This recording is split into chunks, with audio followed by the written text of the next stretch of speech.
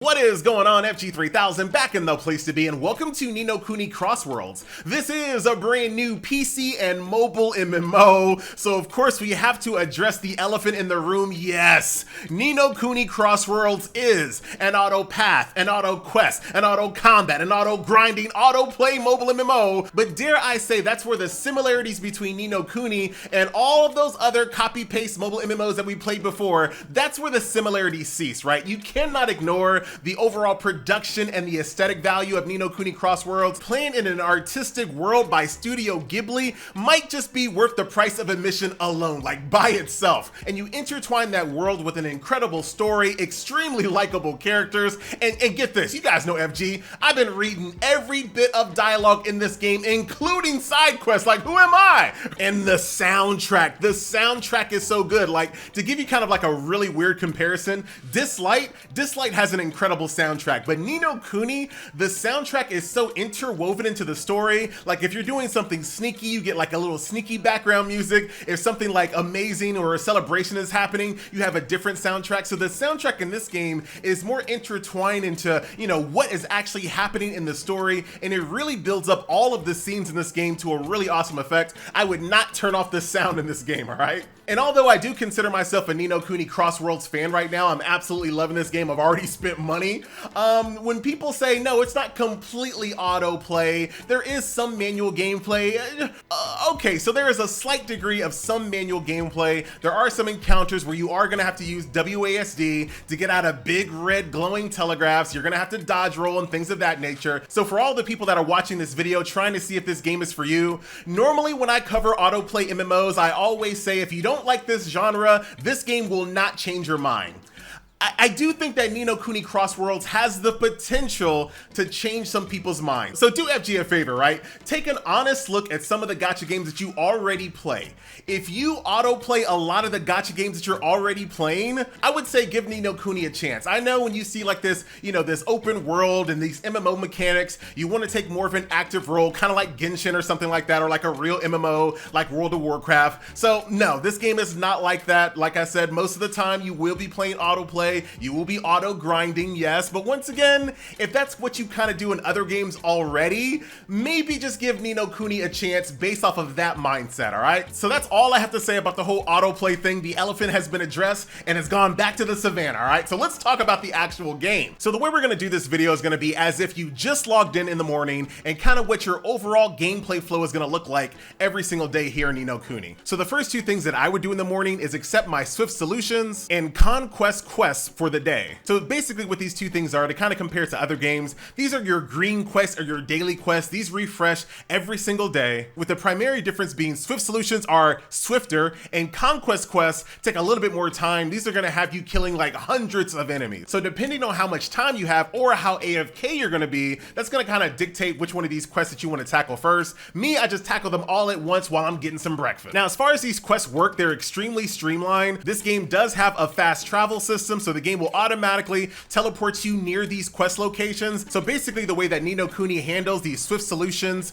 and Conquest quests is that the game will automatically kill the exact number of mobs that you need to kill, turn the quest in, and automatically move on to the next quest in your list. So all of your Swift Solutions and all of your Conquest quests are pretty hands-off. Once again, do keep in mind, these are pretty equivalent to like green quests and daily quests in other games. These are just really kind of throwaway quests to, you know, give you power, give you resources, and upgrade materials to start your day off. Now, the first piece of gameplay content is going to be your power-up dungeons. These change depending on the day of the week. So right now it's Thursday, so we're going to go ahead and jump on in here to get upgrade materials to upgrade our familiars. And this is where we're going to talk about combat a little bit more in depth. Whoa! A familiar nest in a place like this? Have you ever seen a nest this big? Well, have you? So this gameplay mode is pretty straightforward. You have these eggs that are under a tree and you're trying to defend them to make sure they don't take any damage. You can see right over here, you have a little UI element letting you know the condition of these 3 eggs. And once again, defeat all the enemies, make sure your eggs don't get attacked. My character that I'm currently using is a witch. I have access to 3 elemental weapons on my hotbar. So I have a green weapon here, I have a dark weapon and a fire weapon. So for this particular encounter on Thursday, I want to use my fire weapons. As as well as my fire elementals. You can bring 3 of these to combat, and they're going to give you additional stats as well as active abilities. So you definitely want to match the weakness of the enemies to the strength of your familiars as well as your weapons. Not to mention there's also little power-ups here as well. So if you find yourself in a position that I am right now, you might need to grab some of those power-ups to make sure that none of these eggs get attacked. Who said this game is all autoplay? Didn't you kind of say that earlier, FG? No, I didn't. So we'll grab those attack increases and see if we can't destroy some of these guys here. Maneuver here once again. Oh, dude, let's get over here and try to get some of these guys in the nice circle. Group them up in a big old AoE and DPS them down. So kind of what we were talking about a little bit earlier in this video. I have kept on auto combat, so I don't really do like a DPS rotation like a traditional MMO or anything like that. I just, you know, grab my power-ups, make sure that I'm not standing in red telegraphs, things of that nature. And we just barely made it, dude. We almost lost that egg.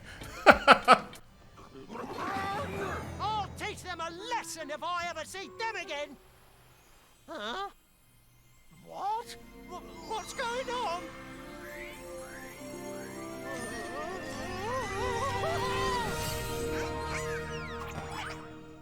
So the next part of Thursday's power-up dungeons is the Fire Temple, and believe it or not, this is quite different than, you know, the Defend the Egg gameplay that you just saw. So what I'm trying to do is run away from this big, massive boss behind me while trying to just clear out the mobs in front of me while I do so. So the object of the game is not to fight the boss, it's to run away.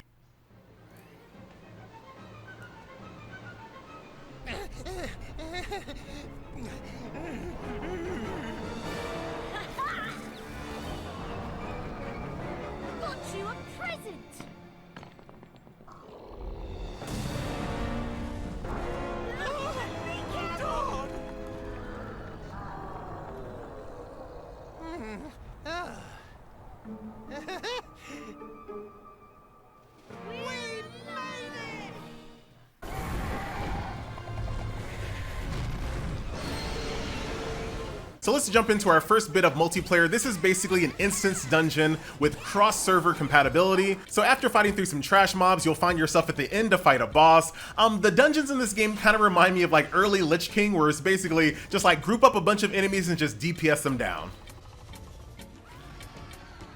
So again, like I was talking about in the beginning of the video, yes, you will be WASD and moving out of telegraphs and dodge rolling, but for the most part, you're not going to be going through like a complicated DPS rotation or anything like that. Like, you're not going to push your attack buttons for the most part.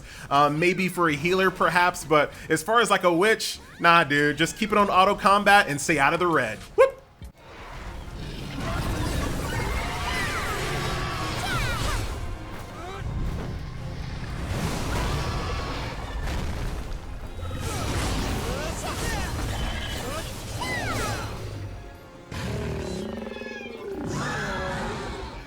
So moving back to solo player content, the game does have an elemental specific challenge mode called Labyrinth of Dreams. Basically, you're going to go from floor to floor to floor, defeating each one and getting rewards every single time you're successful. And all of these floors are going to have a recommended element type, so it's in your best interest to build a nice set of weapons and familiars to make sure you can tackle all of these floors. Now, field bosses are a bit of mindless fun. This is basically throw as many bodies at a boss as you possibly can, do a bunch of damage and get rewards. Now, this gameplay type is on a timer, but not to worry, the game will give you plenty of heads up in advance and will even give you an instant free teleport right in front of the boss right before it spawns. So as long as you're online and you see that pop up, you should be fine. Now, this game does have PvP in a gameplay mode called Duel Yard. Now, here you are fighting against an AI opponent of a real player, and you do have to do a little bit of manual gameplay. Oh my God, how big is that telegraph?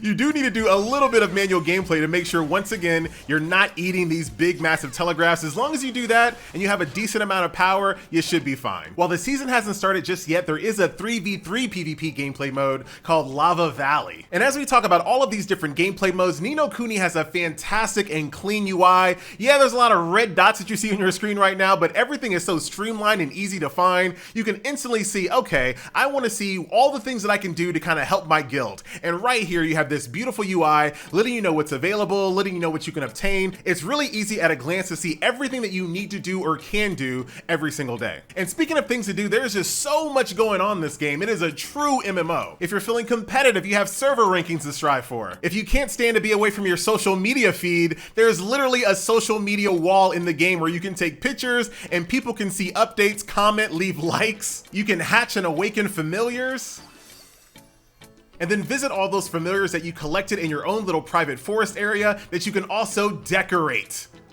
And speaking of decorations, there's all types of mounts that you can collect, as well as a costume system where you can customize your outfit, your hair decoration, your facial appearance, as well as makeup, tattoos, mustaches, all kinds of stuff. All of the achievements that you achieve and all of the passive stats that come along with those achievements are automatically unlocked on all of your alts. And yes, that includes every single familiar you have, all of their levels, all of their awakening. Everything is available on all of your characters. Unlock once and enjoy forever. So you've been playing all day and it's time to unwind. The last gameplay mode that we're gonna talk about is called the Chaos Field. So basically what I can do here is find myself a nice little quiet corner where enemies are respawning and turn on offline auto battle. So my name is FG3000. That was a look at Ni no Kuni Cross Worlds, and I'll see you guys in the next video. Later.